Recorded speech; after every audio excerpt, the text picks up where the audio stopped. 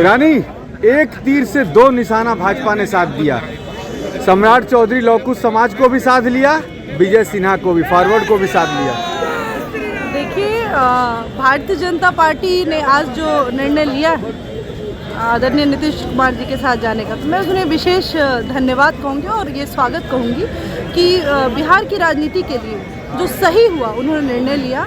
और जो जातीय समीकरण की बात है, तो मैं आपको बता दूं कि स्वर्ण जाति के लिए भी बहुत कुछ, जनरल के लिए भी बहुत कुछ काम होता है। ऐसा नहीं है, हमारे विजय सिन्हा जी हैं, आप उठा के देख लीजिए।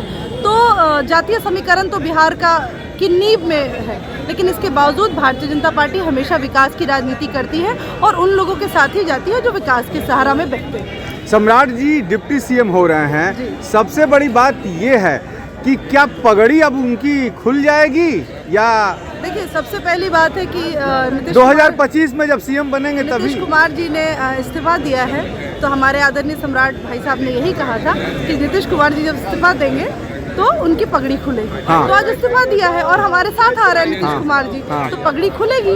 इसमें कौन सी दो राय है? और आज उनकी वो पगड़ी, वो सम्मान की पगड़ी थी, उनकी वो पगड़ी बिल्कुल बिल्कुल सम्मान की। हम कहाँ कह रहे हैं? आज वो सरकार बनी है और पगड़ी, मैंने आपकी सरकार, आपके साथ सरकार बनाई, यानी पगड़ी खुल जाएगी। देखिए, मैं विकास की बात करती हूँ और कहीं ना कहीं हमारा शीर्ष नेतृत्व तो यही कहता है कि विकास की धारा तभी बह सकती थी जब एनडीए की सरकार होती, और वो हो गई। यानी कि सम्राट चौधरी ने पहला कदम कुर्सी की तरफ बढ़ा दिया 2025 में पक्की। हमारे आदरणीय सम्राट भैया बताएंगे आपको कि उनकी क्या मंशा है, और मुझे पता है कि उनकी यही मंशा है कि बिहार का विकास हो, और पहला कदम अगर उन्होंने बढ़ाया है तो हम उनके साथ। ये आवश्यक था। बिहार में जो जंगल राज था उसकी समाप्ति होनी चाहिए थी। ये हम सब लोग बहुत पहले से जो है ये बातें कर रहे थे कि बिहार की जनता त्रस्त है, जो सरकार चल रही है उस सरकार को जाना चाहिए। नीतीश कुमार ने बेहद आज जो है से फैसले लिए हैं बिहार के हित के लिए कि अपना इस्तीफा सौंप दिए, पुरानी गठबंधनों को समाप्त कर दिए, उस गांठें खुल गई।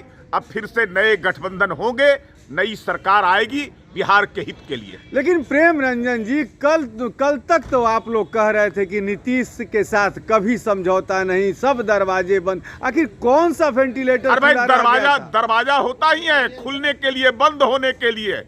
अगर जो है से दरवाजा न रहे तो दीवार लग जाएगा।